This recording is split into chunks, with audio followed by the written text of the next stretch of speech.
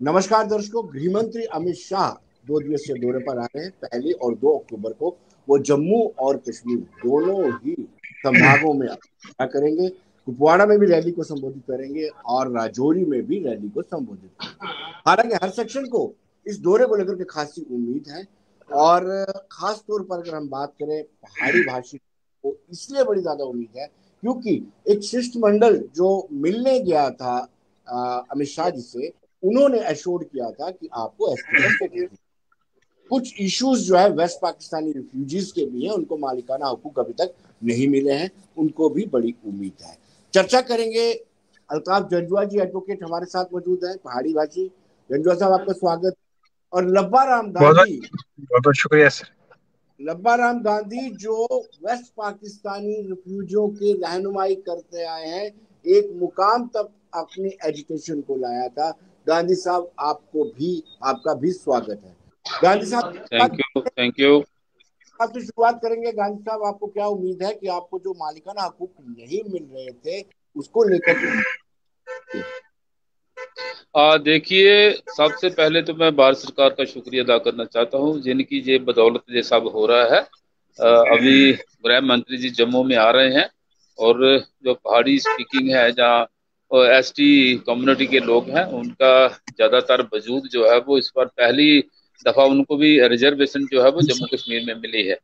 रही बात WPR की, WPR को भी अगर देखा जाए तो वोटिंग राइट भी मिल चुका है। दूसरा, अभी चंद दिन पहले जो MHA से एक इंस्ट्रक्शंस आई हैं कि जितने भी WPR जम्मू में रह रहे हैं इन सबको जमीनों में और मकान में मालिकाना हक जो है वो दिया जाएगा। तो मेरे ख्याल में सबसे बड़ा सराहनीय कदम जो है जो केंद्र सरकार ने उठाया है। तो मैं हमारे रिफ्यूजी परिवारों की तरफ से ये अगर देखा जाए तो ये सारे के सारे बधाई के पात्र हैं। जी, अल्ताफ हुसैन जंजुआ जी, आपको क्या उम्मीद है? एडवोकेट साहब, आपको क्या उम्मीद है इस दौरे को लेकर के? बहुत बहुत शुक्रिया विनोद साहब, आपने आज फिर इस मुद्दे पे बात करने के लिए इनवाइट किया। विनोद साहब, जो पहाड़ी कम्युनिटी का जो स्ट्रगल चल रही है शेड्यूल ट्राइब के लिए, बहुत पुरानी स्ट्रगल है और प्रेजेंट जो गवर्नमेंट है इन्होंने एश्योरेंस किया है कि वो उनको हक देंगे। उस सिलसिले में ये जो होम मिनिस्टर का दौरा जो एक श्रीनगर में, बारामूला में और जम्मू में, राजौरी में हो रहा है, और दोनों जगह हैं जो पहाड़ी कबीला जहां ज्यादा लोग रहते हैं, तो ये एक किस्म का पहाड़ी कबीले का टेस्ट भी है कि वो यहाँ पर कितना रिस्पांस इस चीज को लेकर देते हैं। तो यहाँ पर हमें पूरी उम्मीद है, यहाँ इस रैली में वो दोबारा से यही है कि एश्योरेंस ही देंगे कि बहुत जल्द हो जाएगा। अब यह है कि अनाउंसमेंट जो है, जैसा कि आप जानते हैं, वो एक एडमिनिस्ट्रेटिव प्रोसेस होता है, उसमें शायद वो सारी चीजें करके तो वो ऑर्डर पास होना, शायद मुझे नहीं लगता कि इसमें वो ऑर्डर वगैरह अपने साथ लाएंगे। अलबत्ता ये है कि ये एक बहुत हिस्टोरिक इनिशिएटिव है कि ये जो आपने जैसे स्टार्टिंग में बात की कि जो एक रिप्रेजेंटेटिव डेलीगेशन जो उनसे मिला था, तो उनको उन्होंने अश्योर किया था कि मैं आपके बीच में आऊंगा, आपके इलाके में आऊंगा, वहां पर भी आपकी बात सुनूंगा और वहां पर भी मैं दोबारा पब्लिक के बीच में आपको ये यकीन दिलाऊंगा कि गवर्नमेंट, हमने एक बार पहले आपको पिछली बार हमारा जो जम्मू में first time after abrogation of 370 home minister आए थे, तो जो मैंने बात कही थी मैं उनके उन सभी अल्फाज पे कायम और दायम हूँ।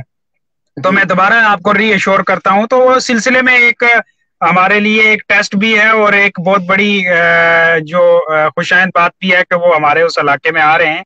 तो इसको लेकर काफी कम्युनिटी में काफी जोश है और अलग अलग इसकी तैयारियां की जा रही हैं इस चीज को इंश्योर करने के लिए कि मैक्सिमम पार्टिसिपेशन हो और होम मिनिस्टर को भी उसी हिसाब से जवाब, उन्हीं को रिएक्शन, जो जिस तरह उन्होंने एश्योरेंस दिया तो हम भी उन्हीं को उसका पॉजिटिव रिस्पांस जो है वो रिएक्शन दिया जाए। जी सर।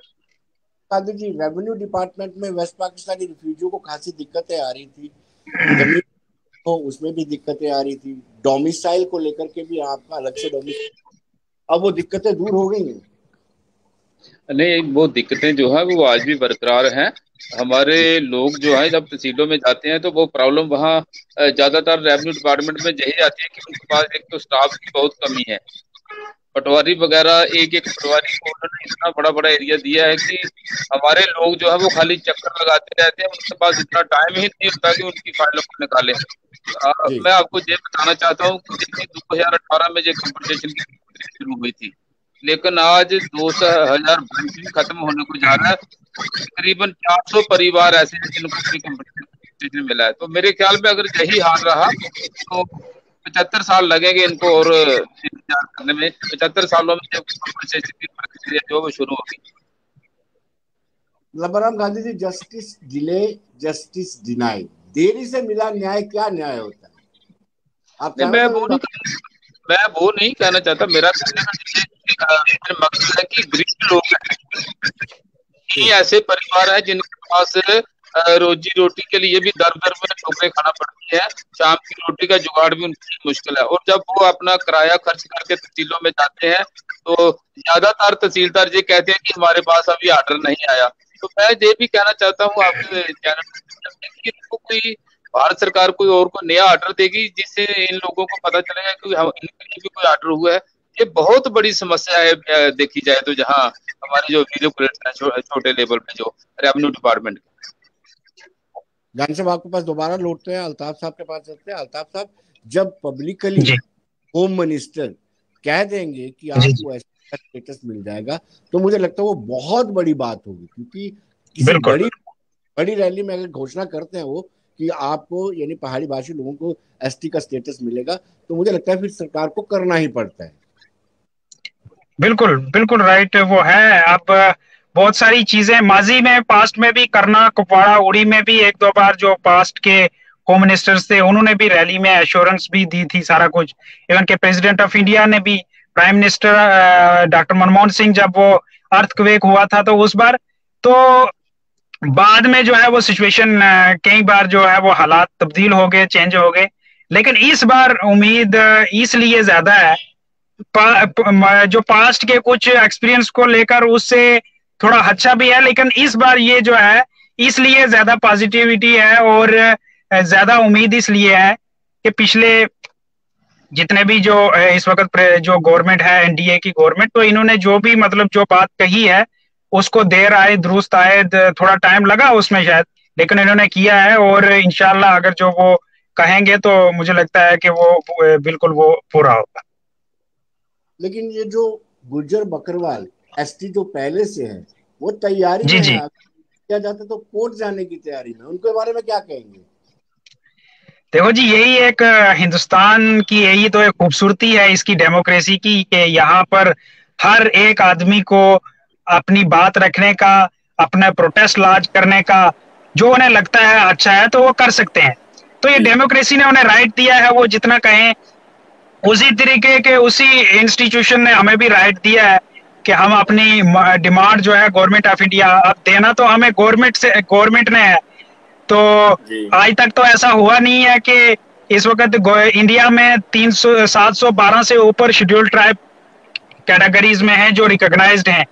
तो वो डिफरेंट कैटेगरीज हैं, वो सिर्फ गुजर बकरवाल ही नहीं बल्कि डिफरेंट ट्राइब्स हैं इंडिया में, बहुत खूबसूरती है। तो वो अगर रिजेंटमेंट शो करते हैं तो ठीक है, उनका राइट है, वो करें। अब ये गवर्नमेंट को देखना है कि उनके जो हक चाहते हैं, और पहले भी होम मिनिस्टर ने बार बार ये चीज कही है कि हम उनके साथ भी जस्टिस करेंगे और उनके साथ किसी किस्म के उनके हकूक की छेड़छाड़ी नहीं होगी। तो ये तो उनको तो गवर्नमेंट का इंडिया ने, आप देखें पॉलिटिकल रिजर्वेशन जो है, उसके बाद अभी राज्यसभा में उनको रिप्रेजेंटेशन दी गई फॉरेस्ट राइट एक्ट, और उसके बाद प्रेजेंटली आप देखें कि ट्राइबल डिपार्टमेंट इस वक्त जे&के में सबसे ज्यादा जो काम भी कर रहा है, डिपार्टमेंट जो सबसे ज्यादा जो फंक्शनल और जिसकी जबरदस्त कारकर्दगी रही है वो ट्राइबल डिपार्टमेंट है। और उसके तहत कितने हॉस्टल, रेजिडेंशियल हॉस्टल्स और कितने बच्चों को स्कॉलरशिप, तो दीज आर ऑल थिंग्स उनके लिए जो पिछले कभी भी नहीं हुआ, पिछले 2-3 सालों में उसके लिए हुआ है। और इसके अलावा और भी अगर जितना भी कॉन्स्टिट्यूशन के अंदर शेड्यूल ट्राइब को मिलना चाहते हैं, जितनी भी इंसेंटिव मुराद जो भी चीजें पैकेजेस हैं, तो वो और भी देंगे। तो उनका राइट है, वो करें। अब ये गवर्नमेंट को देखना है, वो उनके साथ भी नाइंसाफी तो होगी नहीं। जी जी, लबाराम गांधी जी, आपको नहीं लगता है कि तहसील में वेस्ट पाकिस्तानी रिफ्यूजियों के लिए एक अलग से नोडल ऑफिसर बिठाया जाना चाहिए ताकि इनको दिक्कत ना हो? कितने दशकों से आप बर्दाश्त करते हैं, अब आपको राइट्स मिले हैं तो कम से कम अच्छे तरीके से डिलीवर तो होने चाहिए। देखिए, इसके लिए मैंने होम मिनिस्टर को काफी बार मेमोरेंडम भी दिए कि हमारे लिए एक अलग से एक कमेटी जो है वो फ्रेम की जाए, ताकि हमारे लोगों का जो मसला है, जितना भी पेंडिंग मिसाइल है, वो जल्द से जल्द हल हो। लेकिन इस तरफ किसी का ध्यान ही नहीं गया। मैंने जहां तक भी कहा था कि आप टेम्परेरी कुछ दिन के लिए बना दीजिए, ताकि हमारे लोगों को जो समस्या पेश आ रही है तहसीलों में। अभी विनोद जी, मैं आपको क्लियर बता दूं कि जम्मू में हमारे जो है तकरीबन 400 फैमिली को कंपनसेशन मिला है, कठुआ में तकरीबन 72 फैमिली को मिला है, और सांबा एक ऐसी डिस्ट्रिक्ट है जिन्होंने आज तक खाता भी नहीं खोला अपना। सांबा में भी हमारी बहुत सी फैमिली है। तो ये सारी समस्या इसी कारण आ रही है कि हमें इन्होंने एक तो नोडल अफसर जो है वो नियुक्त करना चाहिए था, वो नहीं किया। तो ऐसे ही जैसे हम पिछले 75 सालों से दर दर की ठोकरें खा रहे हैं, ऐसा ही आज भी हमारे साथ बर्ताव जो हो रहा है। तो अगर ये कमेटी बना दें, एक नोडल अफसर नियुक्त कर दें, तो मेरे ख्याल में जितने भी पेंडिंग मिसाइल हमारे वेस्ट पाकिस्तानी फौजी के कंपनसेशन को छोड़कर, चाहे वो डॉक्यूमेंट्स के हों, वोटिंग राइट्स के हों, अभी तक हमारे जो लोग हैं 75% ऐसे होंगे जिनके वोट तक अभी नॉमिनल रोल में उनके नाम तक दाखिल नहीं हुए हैं। तो ये सारी की सारी प्रतिक्रिया करने के लिए मैंने होम मिनिस्टर तक, प्राइम मिनिस्टर तक रिटर्न में दिया था लिख के कि किसी ना किसी तरीके से, जैसे कश्मीरी पंडितों के लिए आपने एक अलग से सेल बना के रखा है, ऐसे हमारा भी बनाइए, ताकि हमारी जो जितनी भी मिसाइल पेंडिंग है उसकी तरफ जल्द से जल्द जो है ध्यान दिया जाए। लबाराम गांधी जी, आपने डिविजनल कमिश्नर से बातचीत की इस बार, डिवकॉम से बात की आपने किस तरह? मैं डिवकॉम को तकरीबन हर महीने एक नहीं तो 2 बार मिलता हूँ। मैंने बहुत बार रिक्वेस्ट की है, इवन के मैंने कंप्लेन भी लॉन्च करवाई है डिवीजन कमिश्नर जम्मू को कि डीसी ऑफिस में ये प्रतिक्रिया जो है जो चल रही है ये बहुत ढीली है, वहाँ एक एजेंट सिस्टम जो है वो पैदा हो गया, इसको खत्म किया जाए। लेकिन उसको उस तरफ कोई ध्यान ही नहीं देता। जी, जंजुआ साहब, आपसे जानना चाहेंगे कि एसटी वर्ग जो गुजर बकरवाल, वो कहते हैं कि आप स्वर्ण जाति से हैं, आप वेल ऑफ है, और पहाड़ी लोग वेल ऑफ है, इसलिए आप डिजर्व नहीं करते हैं एसटी का स्टेटस। विनोद साहब, इससे पहले कि मैं आपके इस सवाल का जवाब दूं जो लबाराम गांधी साहब से आपने सवाल किया कम्युनिटी का, चलो जो हमारा पहाड़ी कम्युनिटी का जो शेड्यूल ट्राइब का एक डिमांड है वो तो सेंट्रल गवर्नमेंट ने करनी है, लेकिन स्टेट गवर्नमेंट ने इससे पहले क्या कुछ हमारे लिए किया उस पर मैं थोड़ी सी रोशनी डालूंगा। कुछ ऐसे इश्यूज हैं जिन पे स्टेट गवर्नमेंट ने पिछले 3-4 साल से देखेंगे, बिल्कुल अगर सिर्फ एसटी को जो एश्योरेंस जो सेंट्रल गवर्नमेंट ने दी है, जो वादे किए जा रहे हैं, उम्मीद दिलाई है, उसी की उम्मीद पे ये कम्युनिटी जी रही है। बाकी पिछले 3-4 सालों में, खासकर जब से ये यहाँ पर गवर्नर शासन आया है, यहाँ पर पहाड़ी कम्युनिटी के लिए कुछ भी नहीं। मैं आपको बताऊं कि पहाड़ी कम्युनिटी का जम्मू कश्मीर के अंदर 10 से 12 लाख जो है कम से कम जो है वो पॉपुलेशन है, और मैक्सिमम पॉपुलेशन जम्मू प्रोविंस में है।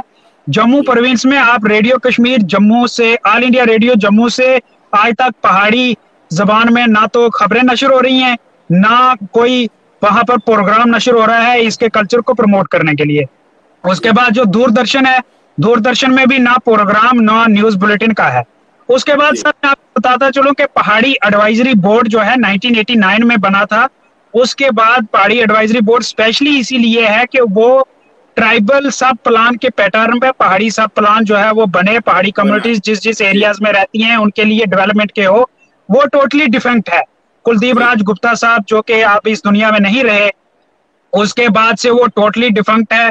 कोई काम जो है वो नहीं हुआ, सिर्फ कुछ मुलाजमों के लिए वो रिहेबिलिटेशन सेंटर है, उसमें कुछ नहीं। पहाड़ी हॉस्टल है 9 J&K में, उनकी इतनी बुरी हालत है कि हिसाब ही कोई नहीं। डाइट एक्सपेंसेस पिछले 5-6 साल से जो पर डे एक स्टूडेंट को मिलता है उसका, उसमें वो कोई जो है वो बढ़ोतरी नहीं की गई है। और हॉस्टलों के अंदर वार्डनों की ट्रांसफर पॉलिसी कोई है ही नहीं। कौन आएगा क्या आएगा, पिछले 7-8 साल से जो उधर ही बैठे हैं वो। हॉस्टलों की इतनी बुरी स्कॉलरशिप जो है वो स्टूडेंट्स को नहीं मिल रहा है। PSP को लेके मैं आपको तो पहाड़ी स्पीकिंग जो सर्टिफिकेट इन्होंने बनाई है उसके रूल्स और रेगुलेशन में इतनी कंफ्यूजन है कि बहुत सारे उसका बेनिफिट लेकर नॉन डिजर्विंग जो है वो भी क्या कर रहे हैं कि उसका उसमें आ रहे हैं। तो बहुत सारे ऐसे इश्यूज हैं जिन पे जो under the prerogative of state UT government थे, उन पे बिल्कुल जो है वो पिछले 3-4 साल में कोई ध्यान नहीं दिया गया। और एडवाइजरी जो पहाड़ी एडवाइजरी बोर्ड है इस वक्त, उसके पावर जो है चेयरमैन के वो पावर हैं एलजी साहब के पास। तो एलजी साहब ने कभी उसकी रिव्यू मीटिंग लेना या कहीं भी कुछ भी जो है इस तरफ कोई नहीं किया, ना ही इस कल्चर को प्रमोट करने के लिए कोई भी जो है वो इनिशिएटिव जो है वो उठाई। तो दूसरी बात जो है आपने, हाँ मैं सवाल पे आता हूँ, तो आपने वो बात कही तो मैं आपको बताऊं सर के ट्राइबल मिनिस्ट्री ने एक पैरामीटर सेट किए हैं कि किसी भी कम्युनिटी को जब हम ट्राइब में लाएंगे शेड्यूल ट्राइब के लिए, उसके लिए क्या क्या उसके क्राइटेरिया देखने हैं। उसमें उसके प्रिमिटिव ट्रेड्स हैं कि ये इनका पुराना रहन सहन, इनका तर्ज तौर तरीका वगैरह, खाना इनका रहन सहन, और जो दूसरे एग्रीकल्चर पैटर्न या और भी जितने उनके रस्मों रिवाज हैं वो पुराने हों। वो आप हमारे जहाँ पहाड़ी कम्युनिटी पॉपुलेशन जहाँ जहाँ रहती है आप वो उनके देखेंगे, वो सारी चीजें प्रिमिटिव ट्रेड्स हैं। उसके बाद है कि बैकवर्डनेस होनी चाहिए। तो बैकवर्डनेस ने बैकवर्ड कमीशन ने जो पहले ही डिक्लेयर किया है, जिसकी बुनियाद पर 4% जो रिजर्वेशन मिली थी कि ये कम्युनिटी जो है वो बैकवर्ड है। फिर है कि ये ज्योग्राफिकल आइसोलेटेड एक एरिया में हो, तो आप देखेंगे ये उरी, करना, कुपवाड़ा या जोरी पुंछ में एक आइसोलेटेड एक एरिया में जो है वो रहते हैं। और shyness to contact with public at large, तो उसमें भी है कि आप देखेंगे हमारे जोरी पुंछ के या जो जिस एरिया में ज्यादा पहाड़ी पॉपुलेशन है, वो एक जो जर्नल जैसे जम्मू में या सिटी टाउन में या आम जो कम्युनिटी है उनके साथ घुलने मिलने में उनको शाइनेस है, वो चीज भी आप ऑब्जर्व करेंगे। तो ये सारी चीजें जो हैं इन पैरामीटर्स पे, तो अगर इसमें उनके जैसे हदशात हैं कि कुछ नॉन डिजर्विंग है, तो वो गवर्नमेंट के पास पूरा एक मैकेनिज्म है उनका, वो सारे देखेंगे। अगर इनमें उन्हें लगता है कि कोई नॉन डिजर्विंग है, नहीं आता, तो वो गवर्नमेंट ऑफ इंडिया का प्रेरोगेटिव है कि वो उनको देखे कि इसमें नॉन डिजर्विंग ना है। Otherwise almost all the parameters which has been set by the tribal ministry or government of India and पहाड़ी ट्राइब जो है वो फुलफिल करता है पैरामीटर्स। लबाराम गांधी जी, अगर आपकी इस बार मुलाकात होती है अमित शाह जी से, गृह मंत्री से, तो क्या क्या मुतालबात आपके हैं जो अपरेंटली पहले उनके समक्ष रखे जाएंगे? देखिए, ये पहले तो उनका जो इस बार का जो प्रोग्राम है जम्मू का, वो तो रिजर्वरी डिस्ट्रिक्ट है जम्मू में, तो वो उन्होंने आना नहीं है, ना ही हमसे कोई मुलाकात की कोई संभावना है। लेकिन है तो ये भी बड़ी मुश्किल से मैं कह नहीं सकता, लेकिन मैंने भी गवर्नमेंट ऑफ इंडिया से एक रिक्वेस्ट की थी 14 अगस्त को हमारे यहाँ यूनियन मिनिस्टर आए थे डॉक्टर जितेंद्र सिंह के, तो मैंने उनसे रिक्वेस्ट की थी कि मैं चाहता हूँ कि वेस्ट पाकिस्तानी फौजी परिवारों की तरफ से ऑनरेबल हमारे जो गृह मंत्री हैं, हम उनका जयपुर के स्वाखा मोड़ में एक बहुत बड़ा जो है स्वागत जो है वो हम करना चाहते हैं। तो कहीं अगर मौका मिले तो हमें भी टाइम दिए उनसे दिलवा दो, ताकि हम उनका प्रोग्राम जहाँ स्वाखा मोड़ में कराएं। और जितने भी हमारे परिवार हैं वो इतने खुश हैं कि अगर उन्होंने हमें जम्मू कश्मीर में नागरिकता दी है, वो तो चाहते हैं कि प्राइम मिनिस्टर का भी यहाँ पे वेलकम किया जाए, लेकिन उनको वो तो पॉसिबल नहीं हो सकता। लेकिन हम चाहते हैं कि अगर इस बार उनका प्रोग्राम जो है वो रिजर्वरी का है, तो नेक्स्ट प्रोग्राम जो है वो वेस्ट पाकिस्तानी फौजियों को का भी जहाँ एक स्वाखा मोड़ में रखा जाए, ताकि ये लोग भी इतने खुश हैं कि ये चाहते हैं कि हम भी अपनी तरफ से एक उनका अभिनंदन जो है बहुत बड़ा भाग्य से स्वागत जो है वह स्वाखा मोड़ में करें। तो डिमांड्स की तो हमें कोई जरूरत नहीं रहेगी। हमें ये भी पूरा विश्वास है कि केंद्र सरकार ने अगर हमें जम्मू में नागरिकता दे दी, जम्मू में हमें कंपनसेशन भी मिल रहा है, तो मेरे ख्याल में जितनी भी पेंडिंग डिमांड्स है हमारे लोगों की, वो सारी की सारी आस्ता आस्ता फुलफिल हो जाएगी।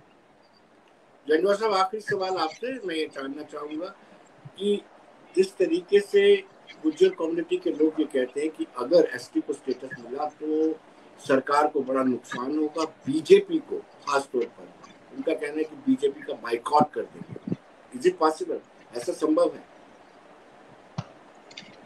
सर ये अब वो कह रहे हैं, तो वैसे भी पहले भी अगर देखा जाए तो इतने वोट तो बीजेपी को मिले नहीं है और ना मुझे उम्मीद है कि इतने मिलेंगे। तो दूसरी बात यह है कि बीजेपी वोट बैंक के लिए सिर्फ ये चीजें नहीं करती है, वो एक लार्जर इंटरेस्ट को देख के जो भी है वो डिसीजन लेते हैं। तो आइडियोलॉजिकल बेस्ड पार्टी है, तो वो सिर्फ वोट बैंक पॉलिटिक्स में यकीन बड़ा कम रखते हैं। आप देखेंगे 70-72 साल उनको स्ट्रगल करके इतनी मेजॉरिटी ली, तो वो एक आइडियोलॉजी बेस्ड पार्टी है। तो उस तरीके से उनके लिए ये फर्क नहीं पड़ता कि कोई बाइकाट करे ना करे, उनके लिए ये मानी रखता है कि इस सिस्टम, इस इलाके में जो भी रहते हैं उन सभी के साथ जस्टिस हो। तो उनको जब हमारा केस उनके सामने प्रॉपरली प्रोजेक्ट हुआ तो उनने एडमिट किया, एक्नॉलेज किया कि ये तो आपके साथ इनजस्टिस हुआ है, आज तक ये चीजें आपको बहुत पहले मिल जानी चाहिए थी। तो मुझे लगता है कि इस धमकी से उन्हें कोई फर्क पड़ेगा, और ना ही अगर बाइकाट, वो उनका अपना राइट है, वो डेमोक्रेसी में अब वो आने वाले वक्त ही बताएगा कि उस वक्त हालात कैसे बनते हैं। तो वैसे भी अगर आप प्रेजेंट सिस्टम सेटअप देखें तो उसमें आप पुराने आंकड़े उठा के देख लें या आप आगे भी देखें तो उसमें ज्यादातर इस वर्ग का तो वैसे भी रुझान इतना बीजेपी की तरफ रहा भी नहीं। अल्ताफ साहब बहुत बहुत शुक्रिया। लबाराम गांधी जी, आपका भी बहुत बहुत शुक्रिया, धन्यवाद।